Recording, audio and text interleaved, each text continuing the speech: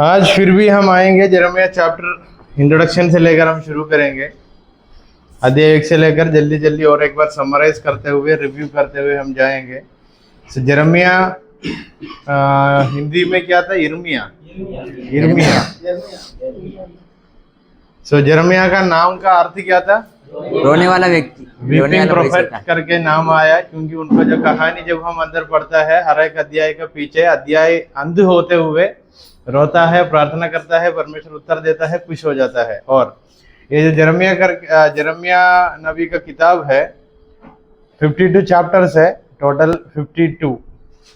52 chapters इसमें है। मेरा बाइबल में तो 52 चैप्टर्स है। 52 मैंने इसलिए उसको चिपका के रखा इस बार, अभी नहीं करने वाला।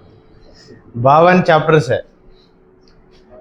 एंड जेरेमिया नबी यहूदा से आया, ही केम फ्रॉम जूडा, मतलब यहूदा का तरफ से आया। यहूदा और इजराइल दोनों के लिए परमेश्वर की आवानी लेके आया। परमेश्वर का मतलब परमेश्वर का आवाज सुनकर उनसे बात करने के लिए आया, यहूदा और यरूशलेम बोथ के लिए। और उनका पिता का नाम हिल्किया है। हमने पढ़े थे दूसरा राजा अध्याय 23 का 4 या दूसरा राजा अध्याय 23-24 के वहां ये जो जेरेमिया नबी का कहानी को हम पढ़ सकता है। और एक बार हम जाके पढ़ेंगे, किसी ने खोलना दूसरे राजा अध्याय 23 वर्स 4, दूसरे राजा अध्याय 23 का 4। Actually we are just repeating yesterday's class. कल का जो क्लास है हम वो भी अभी भी रिपीट कर रहा है। सब बातें रिपीट किया तो कुछ लोग खड़ा था कल, वो लोग आज भी खड़ा होना पड़ेगा। सर पढ़ता हूं। बट वी आर तब राजा ने क्लास चैप्टर 23 का 4 वहाँ यिर्मयाह, एक मिनट, वहाँ यिर्मयाह का पिता का नाम आप लोग देख सकता है। खड़ा पढ़ो। तब राजा ने हिल्किया महायाजक और उसके नीचे के याजकों और द्वारपालों को आज्ञा दी कि जितने पात्र बाल और असेरा और वहाँ हिल्किया करके लिखा है, वो पुरोहित था। मतलब जेरेमिया का पिता एक पुरोहित था, he was a priest. Then in chapter and this Jeremiah का बातें चल रहा है यहोयाकीम, सिदकिय्याह, ये सब लोगों का टाइम पे। मतलब वो नेबुकदनेस्सर आकर इन लोगों को पकड़ के लेके जाएगा। सब भविष्यवाणी जेरेमिया का समय में होता है, वो अध्याय 25 में है। So coming back to Jeremiah, अध्याय 1 का 1 से लेकर 3 तक पढ़ के देखने का समय आप लोगों को उनका पिता का नाम, जैसे हमने अभी दूसरे राजा से चुन के लिया, दूसरे राजा से लिया, यहोयाकीम करके एक राजा है, जोसिया का बेटा था उन्होंने, और Zedekiah son of Josiah, king of Judah, and captivity of Jerusalem in the 5th month। Then अध्याय 1 का पहले भाग में यिर्मयाह नबी को बुलाहट और उनका परमेश्वर नियुक्त करना, उसका कमीशन करना। उनका परमेश्वर, उन्होंने बहाना बनाता है, फिर भी परमेश्वर उनको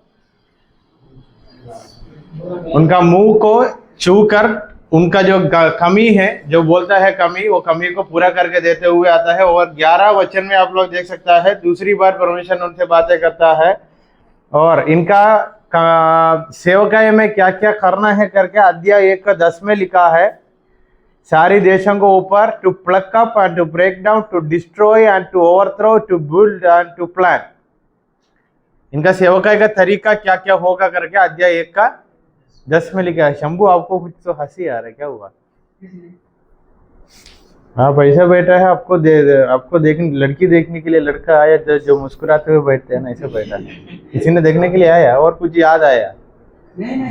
सो कमिंग, आप ऐसा बैठा है, इधर कुछ ऐसा वाला बात है, आप बिल्कुल, आपको ही समझ आया, आप ही हंस रहे हैं। सो चैप्टर 1 का 13 में यिर्मयाह को 2 चिन्ह देता है परमेश्वर। ये 2 चिन्ह क्या क्या है? बादाम का 2 चिन्ह नहीं, 2 दर्शन देता है। आपने क्या देखता है करके बोलते हैं अध्याय 1 का। So I am just reading. Jeremiah receives call from God to be prophet. God calls him and God tells him that he was chosen before he was born.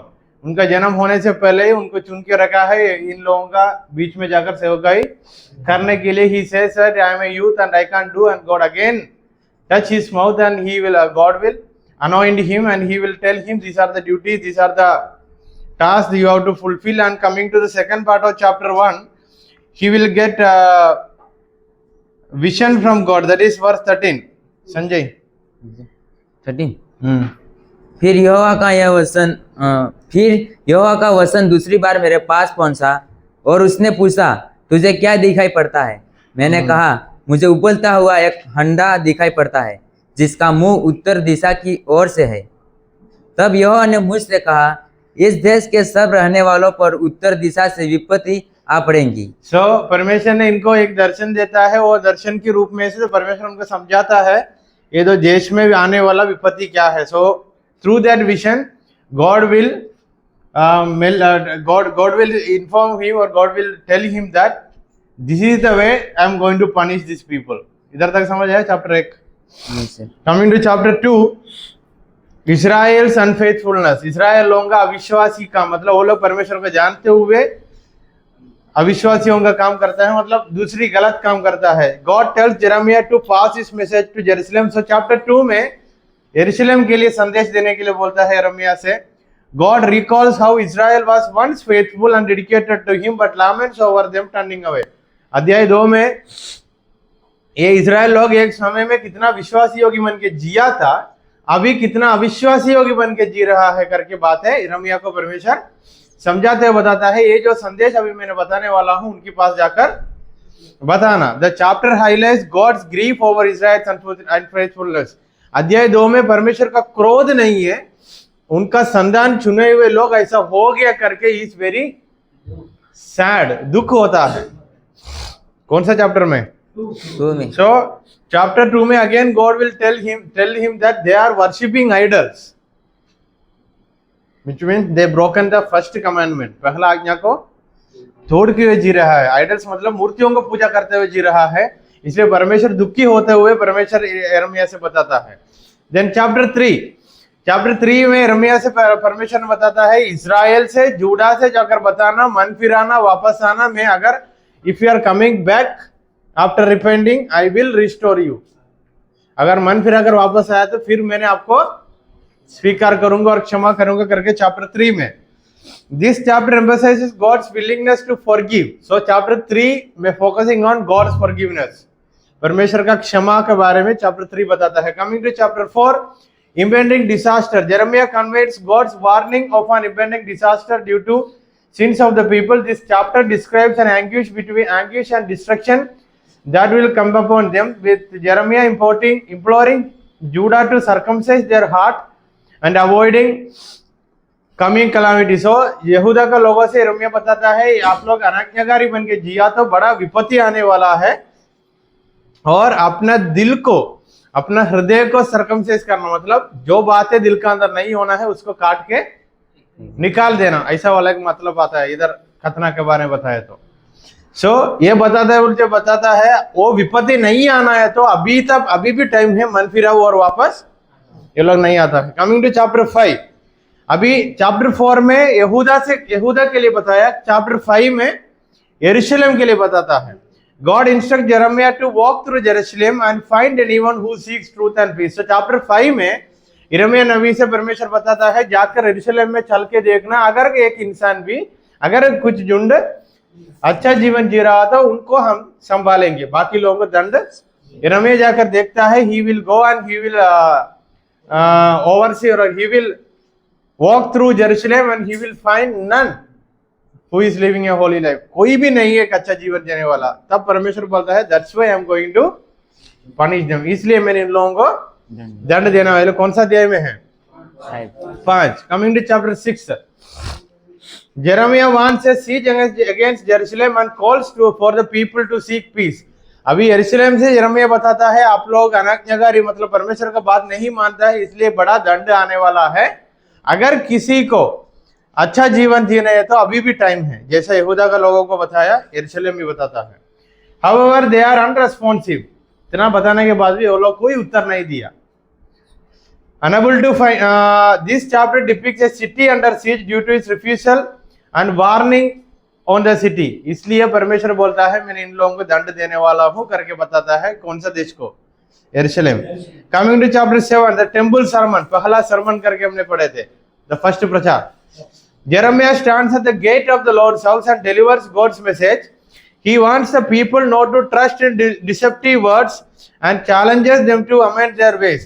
मंदिर का दरवाजा पर खड़े होकर यिर्मयाह बताता है, मन फिराओ और वापस आओ।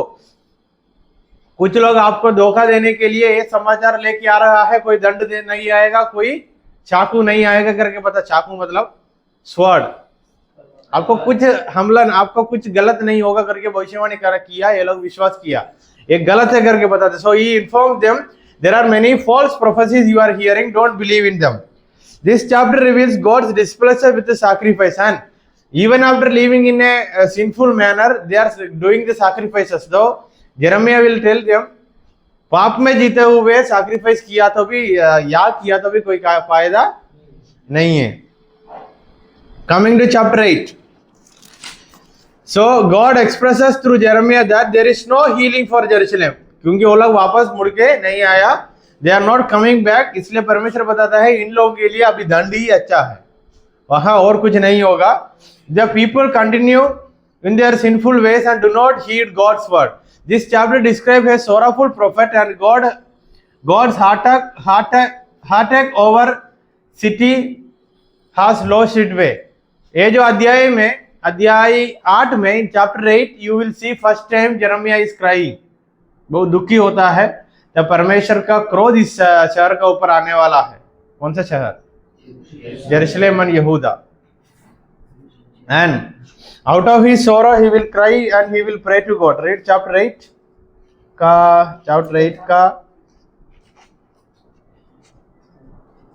18 onwards. अध्याय 8 का 18 से लेकर if you read you will find he is crying to God and God is giving him answer. पढ़ना है सर, आप लोग पढ़ के देखना बाद में। Then coming to chapter 9, it is a continuation of chapter 8. The lament over Jerusalem. Jeremiah lament over the destruction of Jerusalem and the wickedness of its people. Jeremiah को परमेश्वर ने बताया कैसे वाला विपत्ति आने वाला है, so he is crying for Jerusalem and he is thinking about those people. He wishes he could leave them and find a place of rest. वो ऐसा ही सोचता है चैप्टर 9 में, इन लोगों को छोड़कर मैं कुछ जगह पर जाकर थोड़ा शांति में बैठा तो भी अच्छा था। So he even thought that he will go away from them and he will live a peaceful life. He also denounces their false boasting and calls them to know the glory of God. He also prophesies to him, he also speaks to them that they are living a sinful life and God is going to punish you. Many times he prophesied and many times he preached the same thing, but they did not come back. Coming to chapter 10.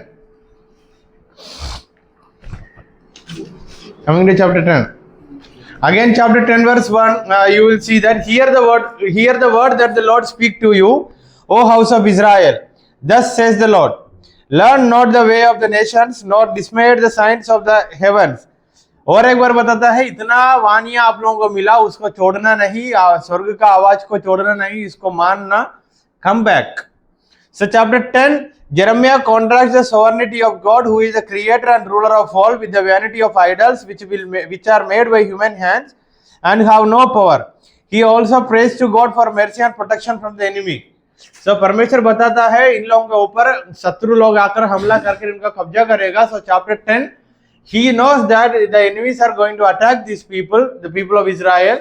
So he even prays that God protect us from the hands of enemy. शत्रु लोगों के हाथों में हमें बचाना करके प्रार्थना करता है। और परमेश्वर सबको रचाया, वो यहोवा से ही प्रार्थना करने के बताता है, और मूर्तियों से प्रार्थना करने से कोई फायदा नहीं है करके भी चैप्टर 10 में बताता है। Chapter 11. Here he will preach about the broken covenant. Broken covenant मतलब एक वाचा था इन परमेश्वर का और लोगों के बीच में, और टूट गया। वो क्या था? So if they obey, what are the blessings they are going to get? If they are disobeying, what are the curses? So chapter 11 speaks about curses and blessings that is going to come. अनुग्रह और श्राप उन लोगों के ऊपर आने वाला है।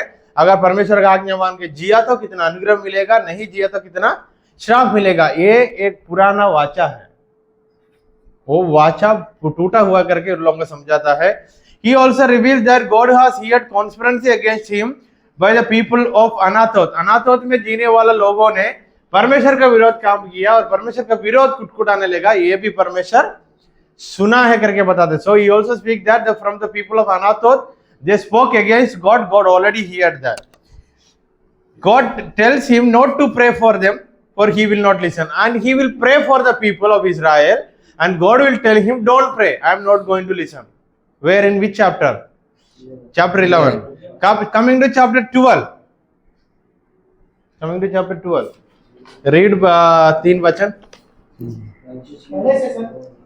हे यहोवा, यदि मैं तुझसे मुकदमा लड़ूं तो भी तू धर्मी है. मुझे अपने साथ इस विषय पर वाद विवाद करने दे. दुष्टों की चाल क्यों सफल होती है?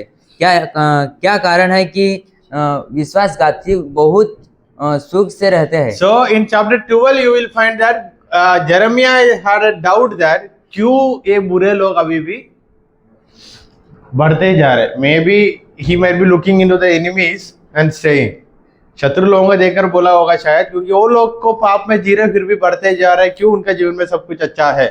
So in chapter 12 you will find that God, he is raising a doubt towards God. एक संदेह था उनके मन में, वो परमेश्वर से पूछता है. Jeremiah's complaint and God's answer. As soon as he complained this matter, God answered him through questions. That is from chapter 12 verse 5 onwards.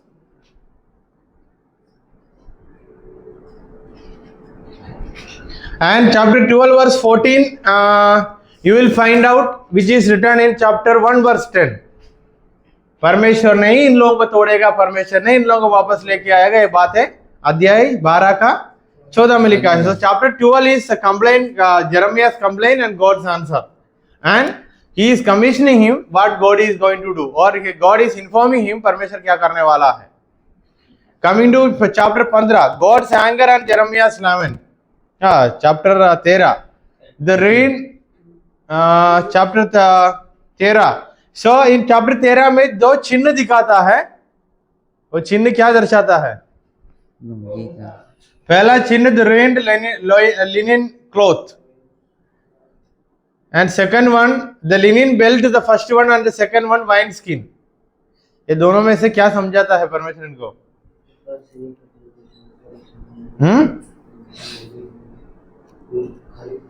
Read chapter 13 का पहला 2-3 वचन.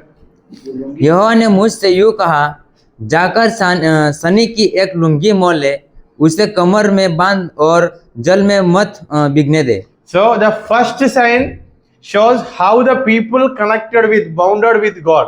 वो लोगों का परमेश्वर का रिश्ता कैसा था करके समझाने के लिए पहला चिन्ह होता है. Then second one कौन सा? Jars filled with wine. ये सेकंड साइन है वो, पर ये लोग कितना बुरा जीवन जी रहा है करके दिखाने के लिए एक चिन्ह होगा. So चैप्टर 13 में दो चिन्ह हैं. ये लोगों का हालत कैसा है करके दिखाने के लिए दो चिन्ह परमेश्वर इनको दिखाता है. Then chapter 14, the drought and the false prophet. Chapter 14 में एक बड़ा सूखेपन का अनुभव आने वाला है करके और आया करके बताता है, और बुरा मतलब झूठा भविष्यवक्ता लोग है उनके बारे में बताता है. झूठा भविष्यवक्ता लोग क्या भविष्यवाणी किया?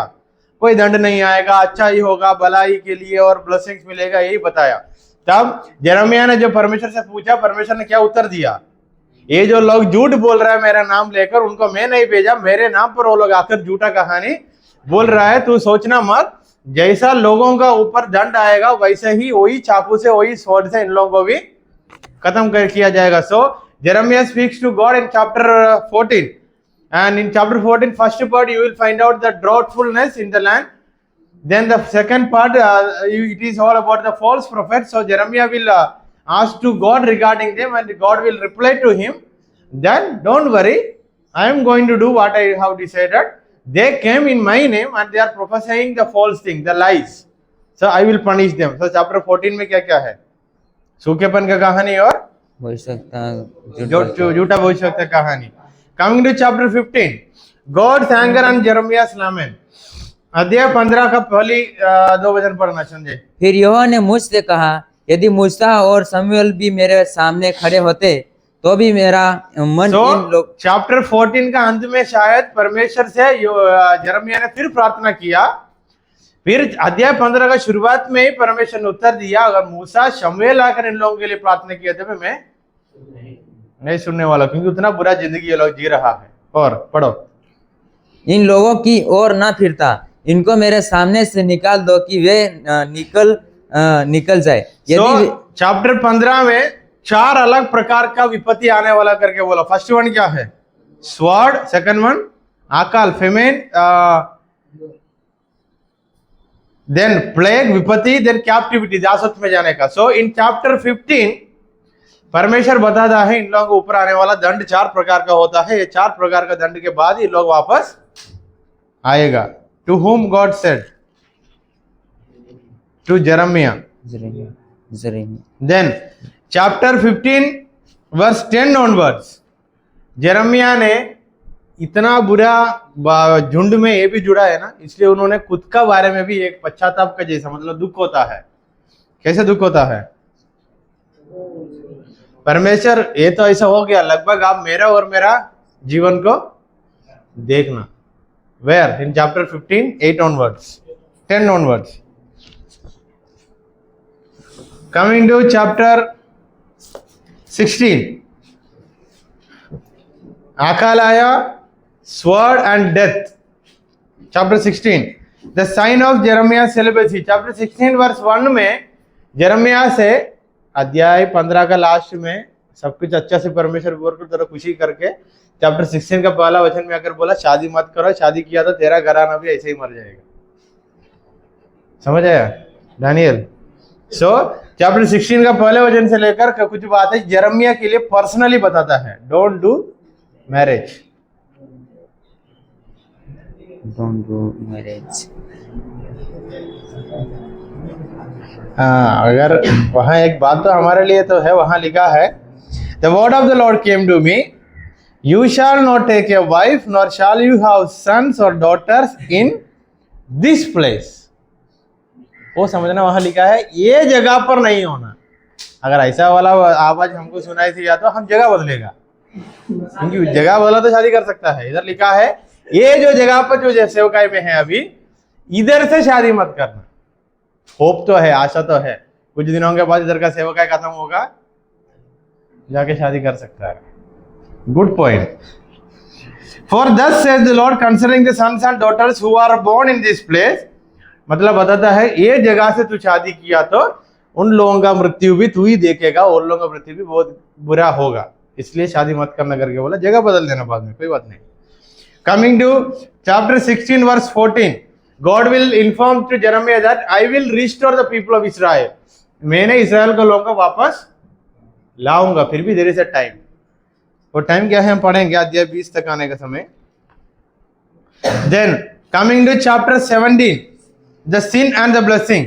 चैप्टर 17 में यहूदा लोगों से जेरमिया बात करता है, अगर परमेश्वर की बातों कर मान के जिया तो आशीर्वाद कैसे मिलेगा, एंड आप लोगों का पाप क्या है, या पाप का श्राप क्या है। So in the chapter 17 he explains what all the sin they are committing and what all the curses that is going to come and what all the blessings they will get if they are obeying the word of God. That is chapter 17.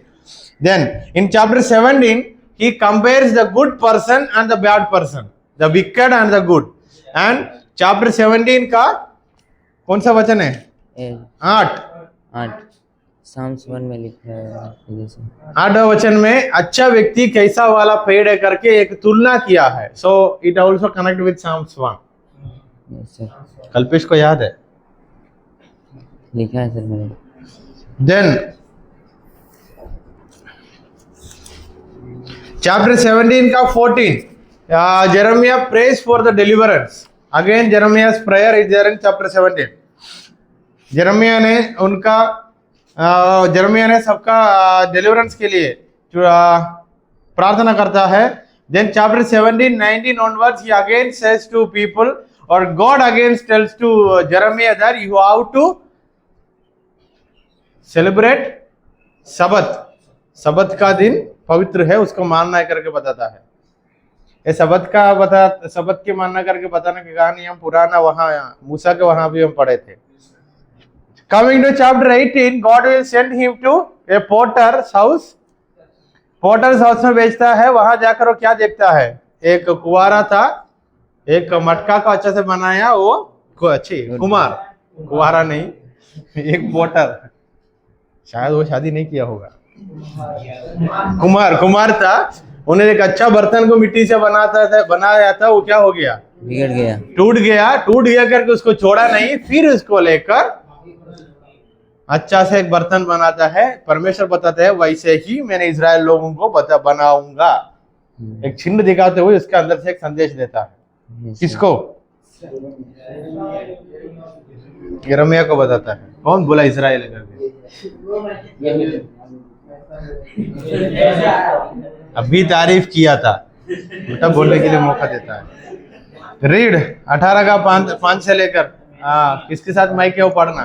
तब यहोवा का यह वचन मेरे पास पहुंचा, हे इस्राएल के घराने, यहोवा की यह वाणी है कि इस कुम्हार के समान तुम्हारे साथ क्या मैं भी काम नहीं कर सकता? देख, जैसे मिट्टी कुम्हार के हाथ में रहती है, वैसे ही है इस्राएल के घराने, तुम भी मेरे हाथ में हो। जब मैं किसी जाति या राज्य के विषय कहूँ कि उसे उखाड़ूंगा या ढा दूंगा अथवा नष्ट करूंगा। अभी वचन पढ़ा अभी, वो उखाड़ूंगा और वो 7 सातवा पढ़ा हो गया और पढ़ो। तब यदि उस जाति के लोग जिसके विषय मैंने यह बात कही हो उन अपनी बुराई से फिरे, तो मैं उस विपत्ति के विषय जो मैंने उन पर डालने की। So coming to verse 10, God will say that ये तो मेरा एक योजना है इन लोग का जीवन में, और वो लोग अभी पाप में जी रहे फिर भी वापस आया तो मैंने उनको बनाऊंगा। But if they are not obeying, जो योजना में इनका दंड देऊंगा करके है वो मैंने पूरा कर दूंगा। सो वो कहानी समझ आया ना? ये ज्यादा आप लोग प्रचार सुना होगा। और साथ ही साथ जाकर यशाया 64 का 8 पढ़िए। कुछ कनेक्शन है, मैंने एक रेफरेंस लिख के रखा। यशाया 64 वर्स 8। 64 वर्ष 8। तो भी है यहोवा, तू हमारा पिता है, देख हम तो मिट्टी है और तू हमारा कुम्हार है, हम सब के सब तेरे हाथ के काम वो है। कुम्हार करके लिखा इसलिए लिखा है। So that is all about chapter 18।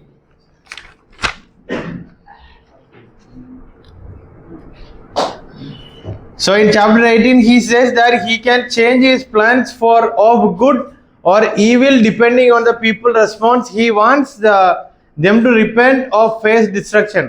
परमेश्वर ये भी बताता है भलाई के लिए मैं मेरा योजना का बदलने के लिए भी I am ready if they are coming back. Otherwise they will face the destruction. Coming to chapter 19, there is a broken flask. यिर्मयाह से परमेश्वर ने बताया वो एक अच्छा मटका लेके आना और मंदिर के वहां जाकर लोगों के सामने, पुरोहित लोगों के सबके सामने खड़े होकर क्या करना, उसको तोड़ देना, बोलना ऐसा ही परमेश्वर तुम लोगों को तोड़ेगा करके बताया। कौन से चैप्टर में? 19। So the jar represents how God will break the people and the city for their evil deeds. He said that he will make the place like Tophet, where the people burnt their children as offering to idols. परमेश्वर ने बताता है वो तोफेत की जगह के जैसा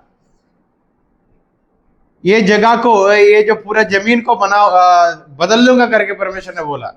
क्योंकि वो तोफेत का जगह पर ये लोग जाकर अपने अपने बच्चों को दूसरा देवी देवताओं के लिए सैक्रिफाइस करते थे। They used to sacrifice their own kids for other god and goddesses in that place तोफेत।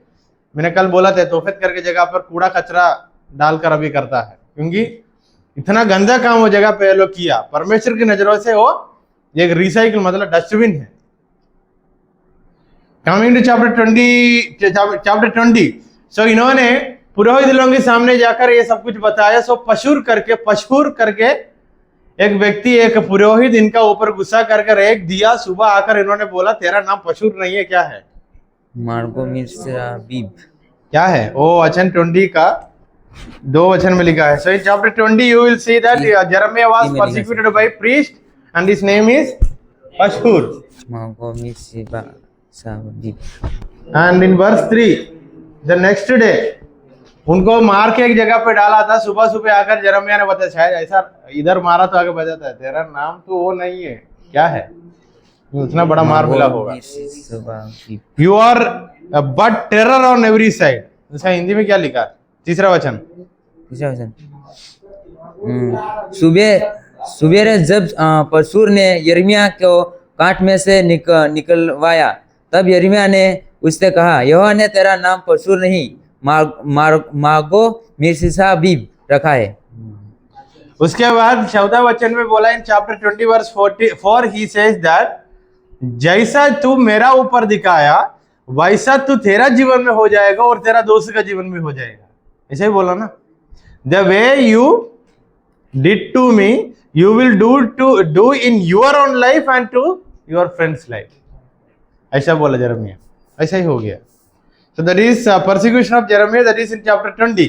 Coming to chapter 21, Jerusalem will fall to Nebuchadnezzar. So chapter 21 कौन सा अध्याय में जुड़ा है? Second King?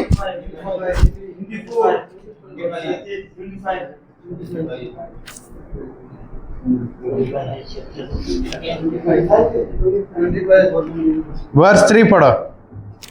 वर्स 3, तब यिर्मयाह ने उनसे कहा, तुम सिदकिय्याह से यूं कहो, इस्राएल का परमेश्वर यहोवा यूं कहता है, देखो युद्ध के जो हथियार तुम्हारे हाथों में। सिदकिय्याह से परमेश्वर ने एक बात इस देने के लिए यिर्मयाह से बोलता है, so you are Jeremiah God spoke that you have to deliver this message to Zedekiah, and Zedekiah will ask him to pray for the city, and God will say that even if you pray, I am going to give you into the hands of enemy। मैं आप लोगों को शत्रु के हाथों में देने वाला हूं करके बता देता है। शत्रु का नाम कौन सा राजा आकर हमला करता है? नेबूकदनेस्सर, बाबिलोन का राजा नेबूकदनेस्सर। So God says that he will fight against the city। परमेश्वर कैसा उत्तर दिया? I am going to fight against you। against you मतलब इनसे लड़ने के लिए आने वाला लोगों से अगेंस्ट नहीं है, इनका ही अगेंस्ट है परमेश्वर। And that is chapter 21। Chapter 22 the judgment on the king. Jeremiah pronounces God's judgment on the kings of Judah who have failed to do justice and righteousness।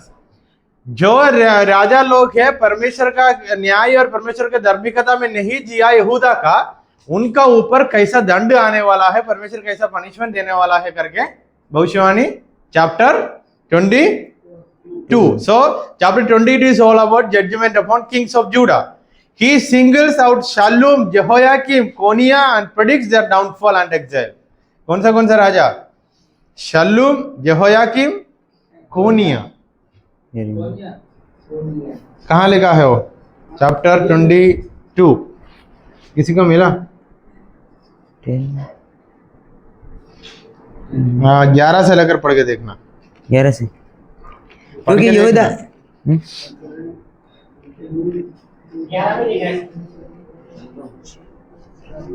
हाँ, कोनिया लिखा है 24।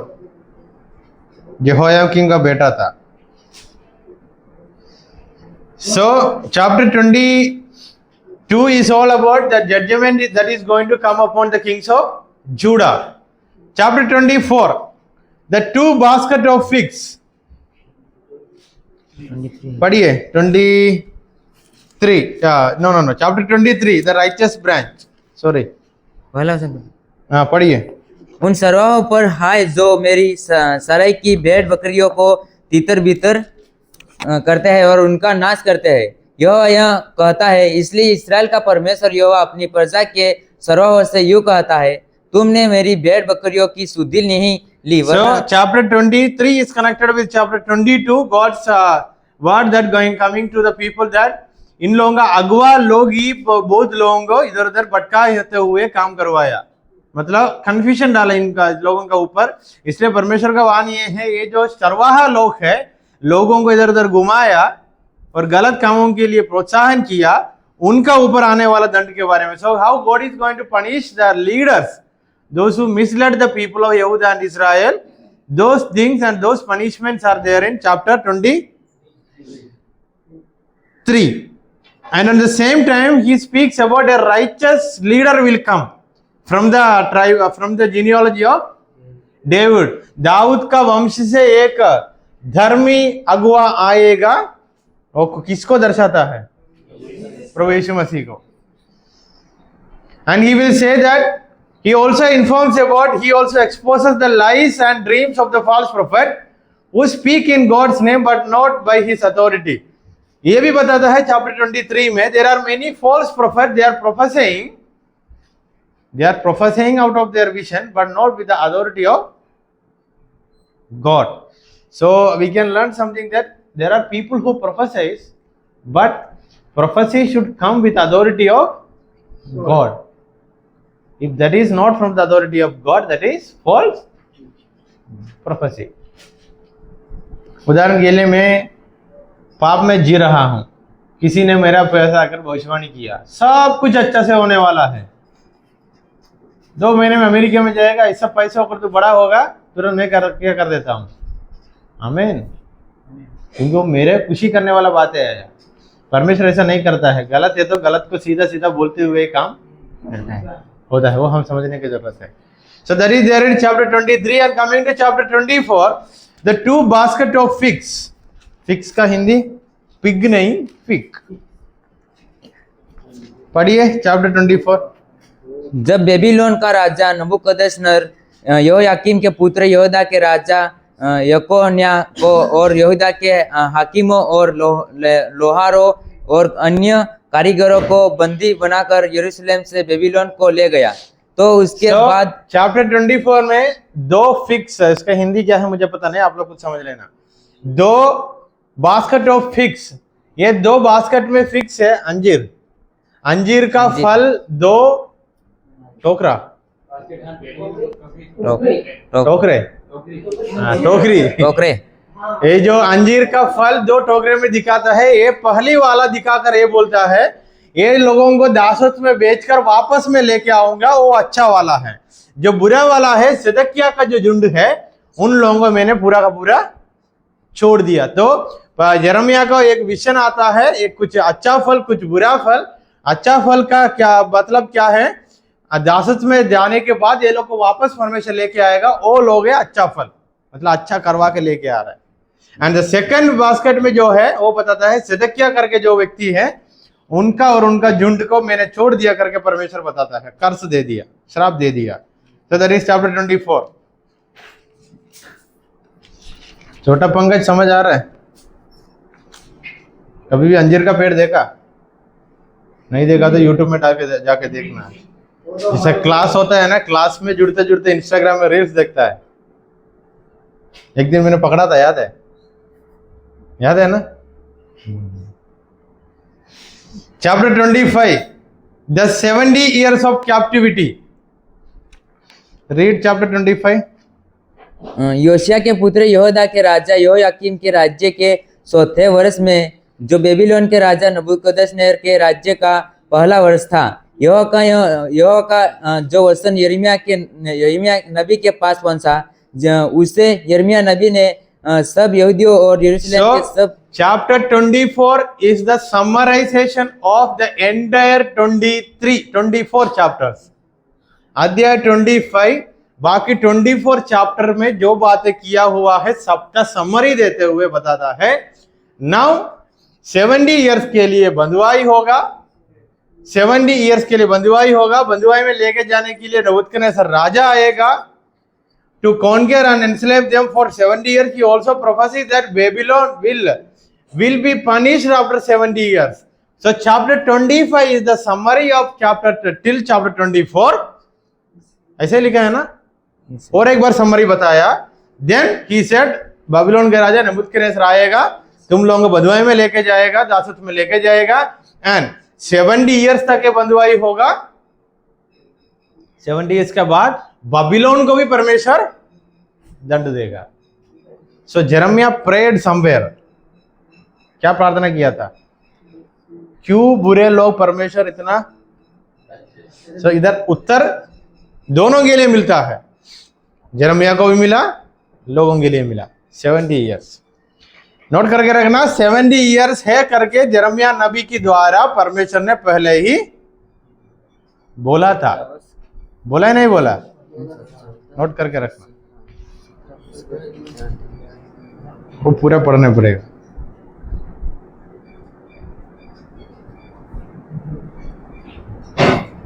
वहां लिख के रखना समरी टिल 1 to 24, अध्याय 1 से लेकर 24 तक जो बात है उसका समरी है। Coming to chapter 26, the trial of Jeremiah. अभी जरम्या के लिए एक ट्रायल है, परीक्षा है। 26 पढ़िए, पहला 2-3 वचन। योशिया के पुत्र यहोदा के राजा योयाकीम के राज्य के आरंभ में यहोवा की ओर से यह वचन पहुंचा। यहोवा यो कहता है, यहोवा के भवन के आंगन में खड़ा होकर यहूदा के सब नगरों के लोगों के सामने जो यहोवा के भवन में दंडवत करने को आए थे, ये वचन जिनके विषय उनसे कहने की आज्ञा मैं तुझे देता। So in chapter 26 you will see that Jeremiah से वंस अगेन परमेश्वर ने बोला, go and speak to the people that God is going to destroy them. जाकर बताना मैं इन लोगों को दंड में डालने वाला हूं करके बताना करके बोला।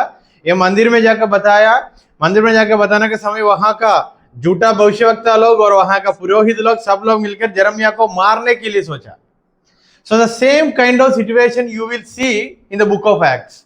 Who is that? Who is there?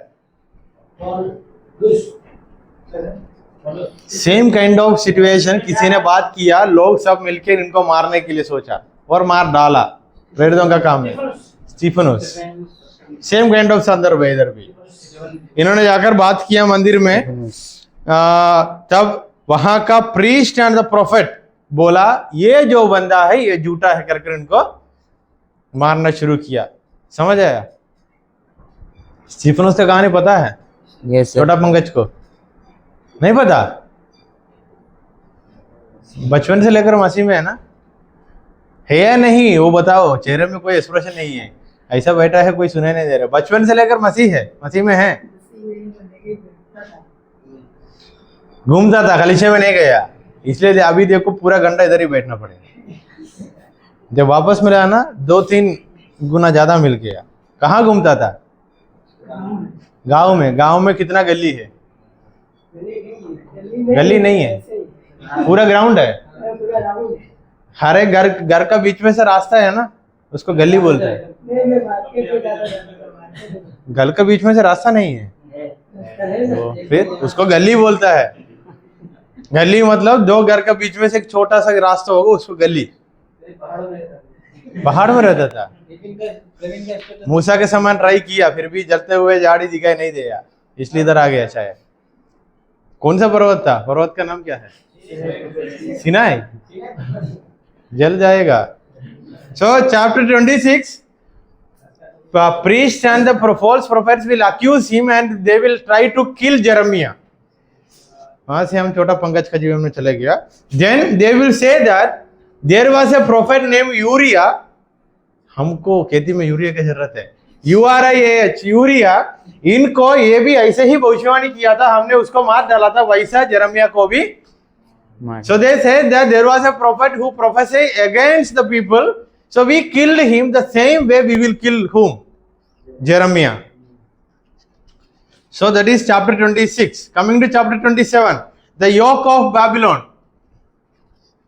27 पढ़ना सर। पढ़िए पहला 2 वचन। विपिन, योग का हिंदी क्या है? जुआ। हाँ, जुआ लिख के नहीं रखा तो प्रचार के समय। योशिया के पुत्र यहूदा के राजा सदकिया के राज्य के आरंभ में यहोवा की ओर से यह वचन यिर्मयाह के पास पहुंचा। यहोवा ने मुझसे कहा, यह कहाँ बंधन और जुए बनवा कर अपनी गर्दन पर रख। तब उन्हें एदोम और मोआब और अमोन और सोर और सीदोन के राजाओं के पास उन दूतों के हाथ भेजना जो यहूदा के राजा सदकिया के। चैप्टर 27 का समरी ये है, जेरेमिया ने एक जुआ बनाता है, जुआ बनाकर उनका खुद इधर रखते हुए घूमता है।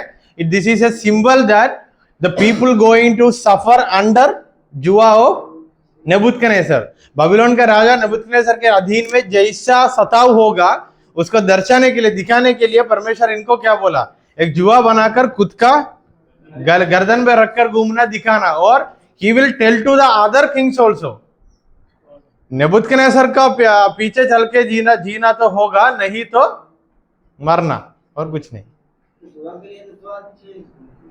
ये खुद रख के घूम, उतना कठिन होगा, क्योंकि नेबूकदनेस्सर राजा का अधीन में जीना सबका सताव अलग अलग आएगा। आपका सताने के समय कोई दोषी को नहीं देगा, सो ये अलग रख के घुमा। He also confronts false prophet हनन्याह। सो इधर और एक false prophet का नाम मिला, हनन्याह। अध्याय 27 कहाँ है उनका नाम?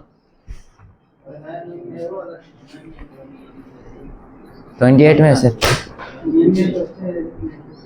So chapter 27-28 is connected together. He also confronted a false prophet. एक झूठा भविष्यवक्ता था, उनका नाम हनन्याह। And Hananiah will prophesy that is there in chapter 28 verse 3. हनन्याह का प्रोफेसी कैसे होगा? 1 से लेकर पढ़ना 28 का।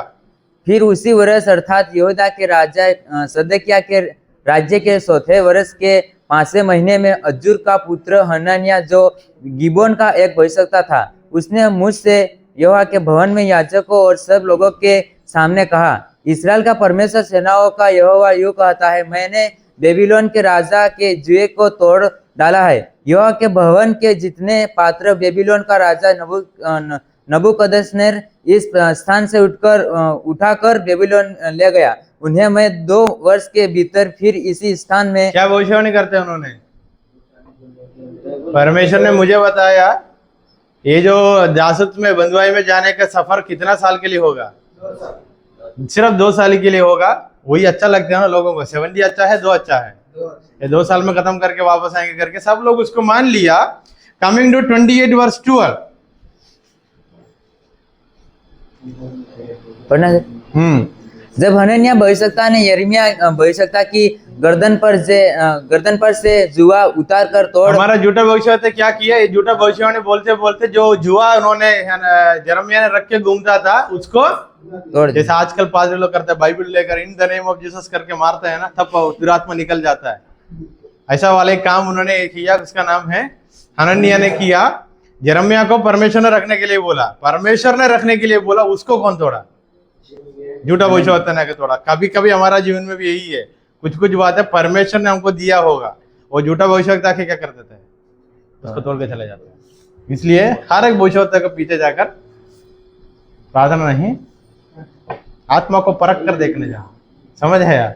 जो विश्वास है वो भी निकालने वाला लोग होता है, उसका आत्मीय रूप से बताया तो ये जो विश्वास एक जुआ का समान परमेश्वर हमारे गले गर्दन पर रखा है, वो दर्द है फिर भी हम लेके चलना है।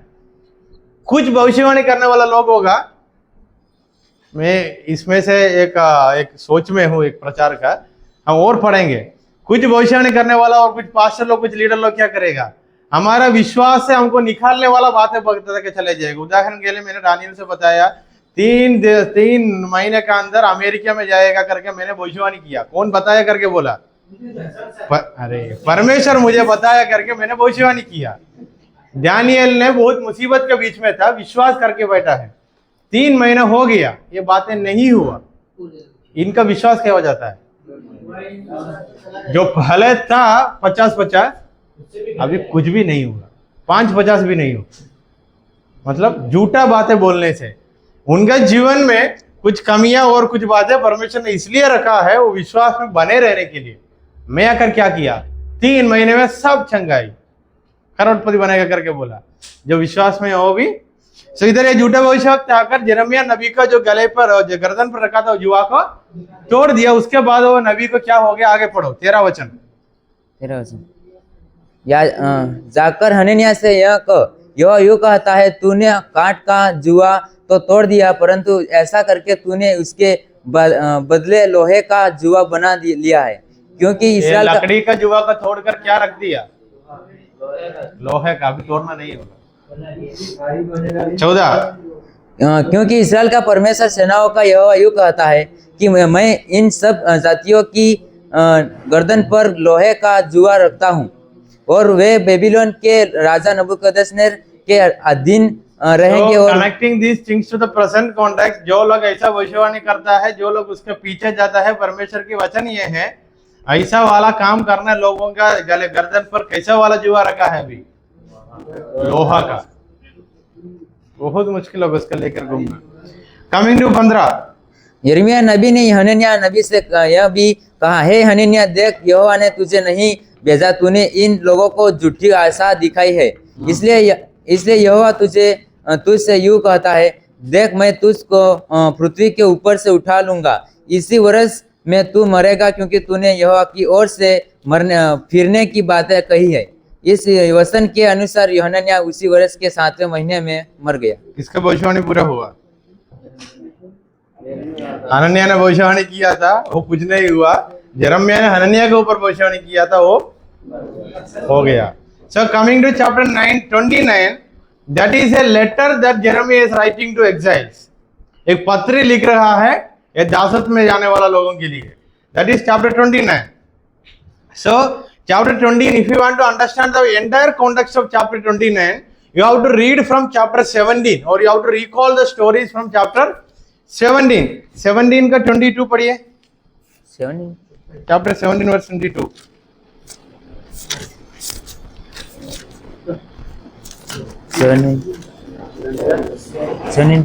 No, 72 chapter 22 है, बाद में पढ़ेंगे। So chapter 29 is all about, there is a letter that he is writing to exiles.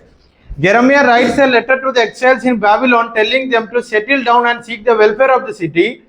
He also tells them, now अभी जो chapter 29 की तरह आते ये लोग कहाँ चले गया? नेबुकदनेस्सर राजा ने इन लोगों को बाबिलोन में लेके चला गया। अगर इतिहास में देखा तो वो हिजकिय्याह राजा और उनका बेटा लोग आते ये लोग अगर हमला किया, दासत्व में लेके गया। अभी कहानी कहाँ है दोनों का? एजरा नहम्याह एस्तेर का एक साइड पे है, राइट साइड में, इतिहास की किताब लेफ्ट साइड में है। इन दोनों के बीच में कहानी चल रहा है अभी। एजरा नहम्याह एस्तेर का कहानी है, आफ्टर दिस मेनी इयर्स परमेश्वर उनको वापस लाने का कहानी। कहा था chapter 29। He also tells them that God has plans to prosper them. So ये लोग बंधुआई में जाकर ऐसा प्रार्थना कर रहा था, परमेश्वर हमको जल्दी लेके जाना, इधर नहीं हो पा रहा है करके प्रार्थना कर रहा था। झूठा भविष्यवक्ता कि क्या भविष्यवाणी किया? सिर्फ 2 साल में जाएंगे। परमेश्वर का वाणी ऐसा आया। 7 वचन पढ़िए, 29 वर्स 7।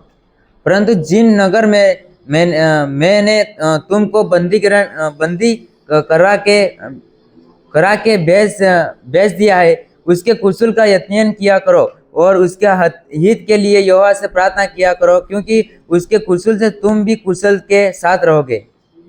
ये लोग प्रार्थना कर रहे हैं, परमेश्वर इधर जीना मुश्किल है, हमको ये मुसीबत से बचाना। God, we don't want to live here, very difficult situation here, so take us from here to our own land. This is their prayer. So ये प्रार्थना का ऊपर ही वो हनन्याह आकर ने उत्तर दिया था, 2 साल के बाद जा सकता है। नेबुकदनेस्सर का परमेश्वर तोड़ दिया है, ये सब बातें झूठा बोलकर वो खुद मर गया। अभी ये लोग का प्रार्थना ये है। We have to understand the context. And verse 8 में लिखा है, परमेश्वर ने बोला यही जगह पर रुककर इधर का जगह के लिए प्रार्थना कर वहां से बच्चा को और बीवी को लेकर जीना। कमिंग टू वर्स 10, यह यूं कहता है, बेबीलोन के 70 वर्ष पूरे होने पर मैं तुम्हारी सुधि लूंगा। और परमेश्वर ने यिर्मयाह से पहले ही बोला था। कौन सा अध्याय में बोला था? 70 इयर्स वहां रुकने करके कौन सा अध्याय में बोला था?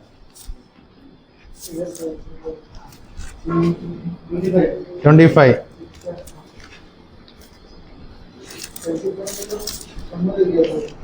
वहां लिखा है ना, इन लोगों को नेबुकदनेस्सर आकर लेके जाएगा 70 इयर्स के लिए करके। सो परमेश्वर ने उत्तर दिया, 70 इयर्स के बाद मैं तुम लोगों को इधर से लेके जाऊंगा। ये जो वचन शायद हमारा कुंदन भाई का स्टार्टर से कुछ बात बोला था, कुछ लोगों के जीवन में बहुत बड़ा परेशानी आ गया था। याद है डानियल? 29 वर्स 10 पढ़िए।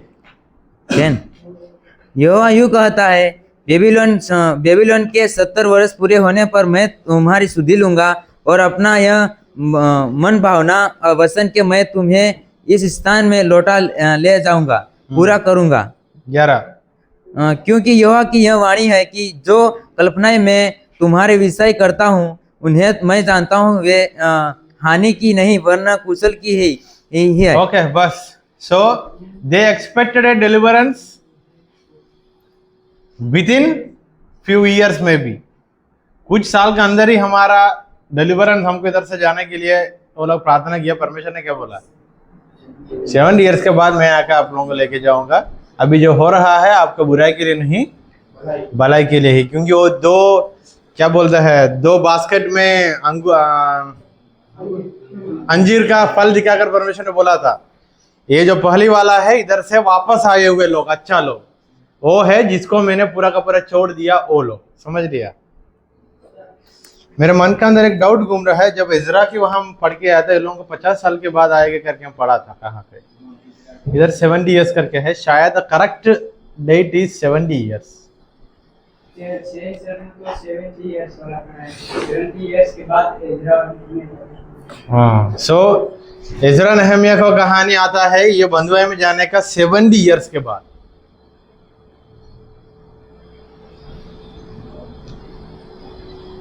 ओके, कहाँ हैं हम?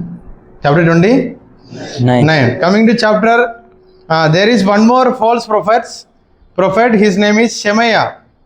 24, chapter 29, verse 24 onwards. नहेलामी समया से तू यह कह, इसराइल के परमेश्वर यहोवा ने यो कहा है, इसलिए कि तूने यरूशलेम के सब रहने वालों और सब याजकों और सब महसैया के पुत्र या सपनिया याजक को अपने ही नाम की इस आशय की पत्री भेजी कि यहोवा ने यहोयादा याजक के स्थान पर तुझे याजक ठहरा दिया ताकि तू यहोवा के भवन में रखवाला। chapter 29 second part is there is one more false prophet Shemaiah.